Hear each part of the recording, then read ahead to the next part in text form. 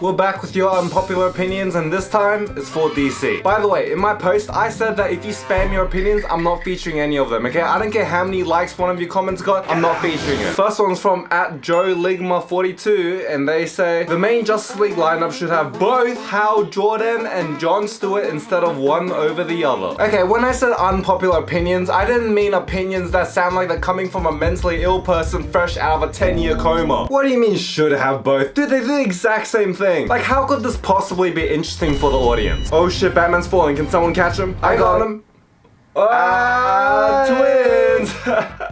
What were you gonna make? Good old baseball mid-size of a boat? You? Just a slide landing into a kiddie pool. I love how creative you get. I mean, the time you made a giant marshmallow, that was pretty sick. You know what? That was pretty sick. I did go crazy with that one. Right? Guys, Batman's dead. It would be fine if the Justice League was doing mainly space stuff, but you're telling me it wouldn't look dumb to see 2 Green Lanterns in the main Justice League lineup? Also, that's pretty fucking OP. Having 1 Green Lantern is powerful enough. Having 2 of them, that's like saying Wally West Flash and Barry Allen Flash should both be in the Justice League. Like, what? This is redundancy overload. The only reason why I worked in Young Justice is because we barely got to see them. Oh, well, the new DC show is gonna have both of them, so... Because it's a Green Lantern show, dipshit. You think both of them are gonna be in the main Justice League lineup? Maybe. I'm not gonna pretend to know how the show ends, but probably not. The Justice League is an ensemble cast. It's hard enough to juggle 7 characters at once. Do you know how much harder it would be to juggle 2 characters with the same powers? Well, fellow reader, unfortunately one of our Green Lanterns got food poisoning right before this issue started, so let's go into this adventure that would have been easily survivable if they had 2 Green Lanterns. But let's be honest, the main reason why the DC editorial team ever decides to put Jon Stewart in the Justice League lineup is because they don't want a Justice League lineup that looks like they can go undercover at a KKK rally. You're a credit to your people, son.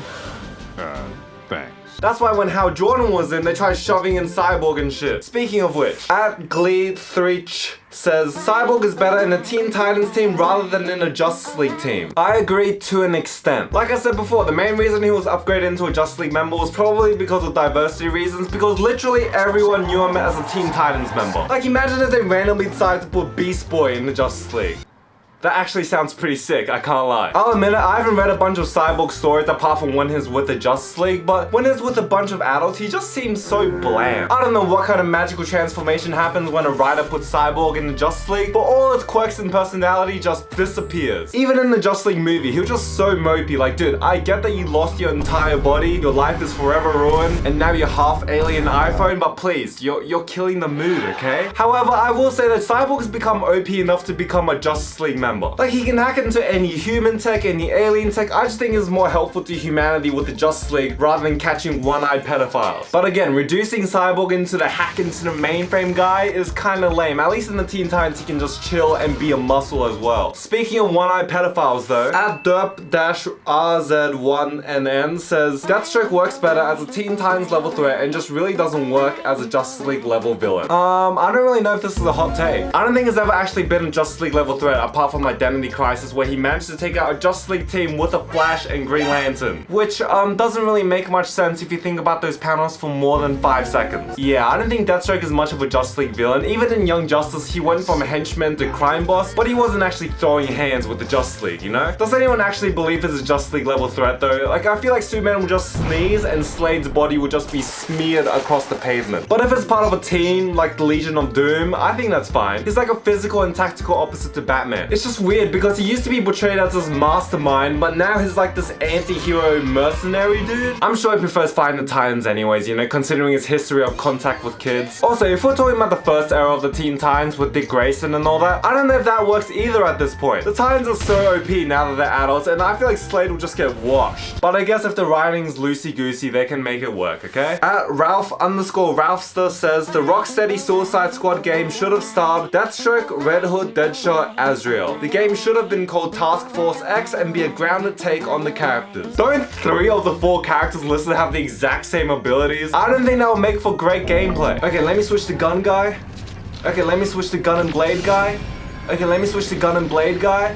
Okay, let me switch to Blade guy. Like, what the fuck? I haven't played Suicide Squad Kill the Justice League, but this lineup doesn't sound so great either. Like, only 2 of these characters are associated with the Suicide Squad, and even Deathstroke's a stretch. At least the Rocksteady game actually featured Suicide Squad characters. This just looks like a 14-year-old Call of Duty fan's wet dream of DC characters. Obviously, I can't judge the new game considering I haven't played it yet, but this lineup doesn't sound so great either. At Chicken Man says, Batman cannot successfully be a grounded hero in movies and television. Be fucking for real. He fights a guy made of clay, crazy quilt, and a guy with face paint and laughs all the time. Death in the Family is not a serious book. Joker becomes an Iranian ambassador. They can't keep a grounded Batman for long. He cannot be successfully a grounded hero in movies and television. I don't know, man. The Dark Knight and the Batman were pretty good to me. I don't know about you. We're more than 10 years into this trend and we haven't seen anything terrible. I get the sudden resurgence of people wanting Batman to be more comic booky and fight more fantastical villains. I understand that. Like, I want Batman to fight a Clayface or a Man-Bat in these movies. But he's truly one of the only household superhero names that can be adapted into our reality and still be entertaining. And I'm sure we'll get more comic book Batman with James Gunn's movies. It will be great. I also like this last bit he tried to sneak in saying Death in the Family is not a serious book. Joker becomes an Iranian ambassador. Like, that has anything to do with Batman movies being grounded in reality. What the fuck? At Flamingos Are Cool 1378 says the hate for Watchmen is undeserved and it is one of the best comic book movies, top 3 for sure. I'm gonna assume we're talking about Zack Snyder's Watchmen and not the animated 2-parter. I know some people really love this movie and it's always an underrated thing, but I think it really depends on how you look at it. If you watch the movie without reading the comic, yeah, it's a visually awesome, okay, very long movie. But if you've read the comic and understand the messages that the comic was trying to say, the movie doesn't really translate those messages really well. For example, in the comics, there's moments where the characters feel embarrassed to put on the costume. It's kind of humiliating, it's kind of childish, but at the same time, it's kind of revitalizing. But in the movie, you got them doing kicks and flips and shit in slow motion. Like, bro, this is way too cool to be about middle-aged people trying to fit into superhero costumes. Like, yeah, the costumes look sick in the movie, but that really wasn't the point in the comics, you know? Like, they literally make fun of their own spandex shitty-ass costumes. I will say that the movie did do 1 or 2 things better, like someone's death and a reaction scene to that. I think that was a good addition. Also, top 3 comic book movies? Dude, you're saying it's up there with The Dark Knight, Spider-Man 2, the Spider-Verse movies, Winter Soldier. Is it even better than The Batman? I can rewatch any of those movies right now, but Watchmen? That's like a 3-hour merc fest, dude. I think seeing it once is enough. It's like having a chocolate cake topped with a bunch of powdered sugar that you're forced to eat within 10 minutes. Yeah, it's good, but at some point you're like, I don't ever want to do this again. At Daniel Santiago Garon 3833 says, Nightwing is a better character than Batman and probably the best character in all of DC. Well, that's your average Nightwing fan comment for you. At Arik Hossein says, Joker is not opposite of Batman. They're the reflection of each other. Okay, Confucius, what are you doing? Writing a philosophy book? I don't think anyone ever said that they're opposites, but I don't think they're reflections. Like, they pretty much have nothing in common. I don't know if that's a reflection. Because when I look at my reflection, I see me. So I'll be a bit concerned if Batman, the hero of Gotham City, looked into his reflection and saw a guy who's the #1 serial killer of Gotham City, has killed his protege, and paralyzed his friend. At JT Butlag says, I firmly believe Man of Steel and how it characterized Superman was the beginning domino in a chain Injustice 1 continued that absolutely destroyed the modern perception of Superman, possibly permanently. Yeah, I guess Man of Steel kind of opened up the doorway to perceive Superman as more cold than friendly, which isn't great for the character of Superman. What was I supposed to do?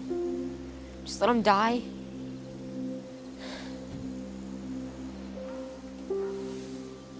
Maybe.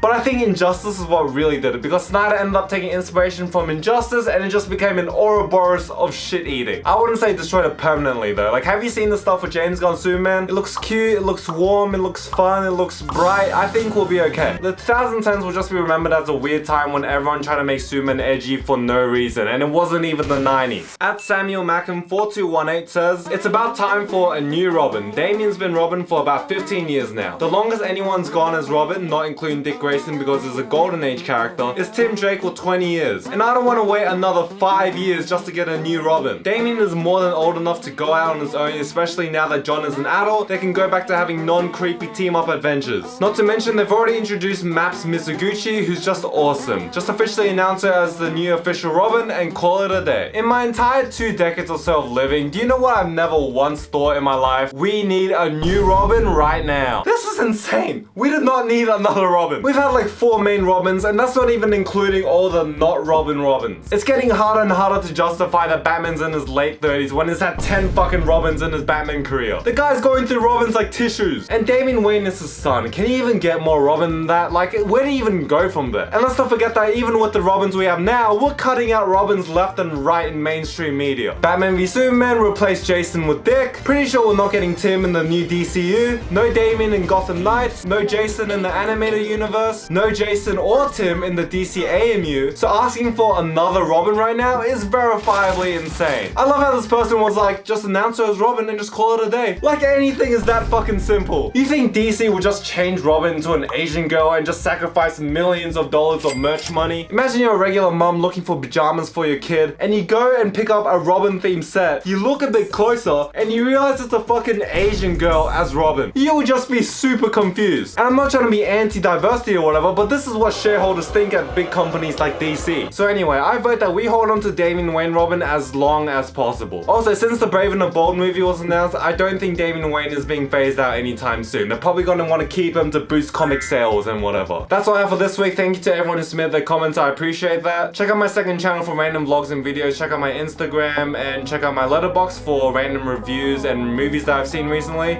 And yeah, I'll see you next week. See ya. 10-1-5 in the open night. I can't help that I feel so lonely. How many times